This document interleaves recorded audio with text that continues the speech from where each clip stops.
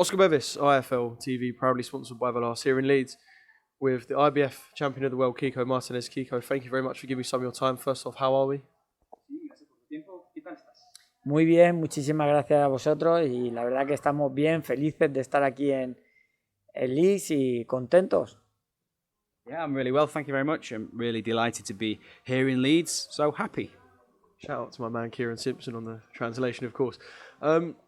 Kiko, I'm going to start by talking about your fight with Kid Galahad, and I think in the UK and perhaps across the boxing world, many people were surprised by kind of the resurgence of Kiko Martinez.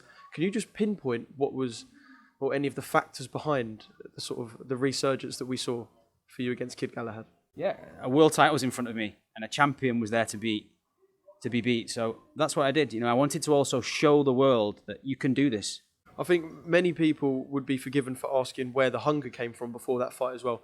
Is there sort of any burning desires that you've still got to achieve in boxing? I mean, I know we saw from the performance that, you know, there is life in Kiko Martinez, but sort of where does that hunger come from to still succeed considering what you've already achieved in boxing? Yeah, of course, you know, I think it comes from wanting more in life. You know, I'm happy and grateful with what I've got in life, but I'm never satisfied. I think I'm a born competitor. Whether I've lost or whether I've won, I've always given 100%. I've never kind of rested on my laurels in any fight. In terms of now, obviously you've got Josh Warrington in front of you as your first defence. Do you kind of find it funny how boxing has worked in that roundabout way and you're here again in Leeds, 4 or 5 years later, fighting Josh Warrington again? Just the way it's all sort of panned out, and I suppose your thoughts on that. Yes, it's quite funny, but you know, I worked hard for it. But yeah, it's strange to be here, but it comes from hard work after, you know, 5 or 6 years.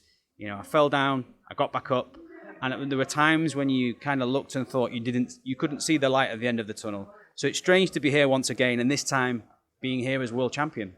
I was with Mauricio Lara a couple of weeks ago in San Diego, and he sat there and told me that he believes he should be the man fighting you. Just from your perspective, you know, Josh Warrington hasn't won in his last 2 fights. Do you believe Josh is worthy of challenging you for the world title, and should it potentially be someone like Mauricio Lara? So obviously, Josh Warrington vacated the belt. You know, he didn't lose it. He didn't lose the belt in the ring. And obviously, he lost to Lara. And then the second fight, there was no winner. We don't know who would have won that fight. Some people say that Lara was on his way to winning. Others say that Josh would have come out victorious. So I think he deserves this opportunity on Saturday night because of the great career he's had. So that's what I believe. And in terms of what we might see in the ring, firstly, can you take anything from the fight you had before? You've had so much go on in your career since then, and, you know, arguably both different fighters. And as well, not just on the previous fight, but sort of how do you think it will play out on Saturday night? Yeah, so I think it will be, you know, it'll be a battle, it'll be a war for both of us. I think Josh Warrington is a good fighter, he's a very skillful fighter, but I only know one way to box, which is fight. So I'll be looking for the knockout, and I just need to be Kiko Martinez. I think there'll be a war on Saturday night that people won't be expecting, and it will be a battle from the very first round. I just want quickly, Kiko, before I let you go, your thoughts on McKenna and Lee Wood. I know in this country we were kind of waiting to see the winner of that and potentially put them against the winner of you and Josh next. Just your thoughts on what was one of the best fights that this country's seen in a long time. Yeah, so I think it was a great fight. It was a real war that Conlan and Wood put on, and I think it would be great for the winner of the contest on Saturday to go in and face Lee Wood. I think it would be fair for the world of boxing, and it would be an extremely exciting fight for not just UK fans, but for everyone across Europe.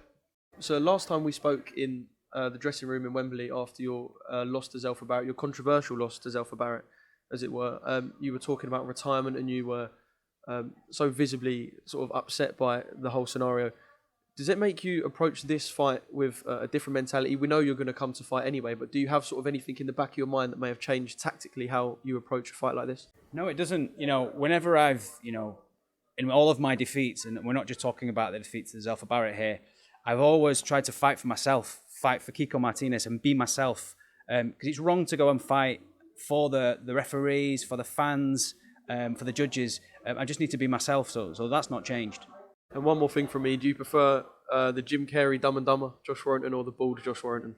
Por último, ¿qué prefieres? ¿El Josh Warrington de Jim Carrey o el Josh Warrington calvo que vimos hoy? Obviamente calvo es más guapo. Obviously, bald because he's better looking when he's bald. All bald men are better looking. Kiko, pleasure. Thank you.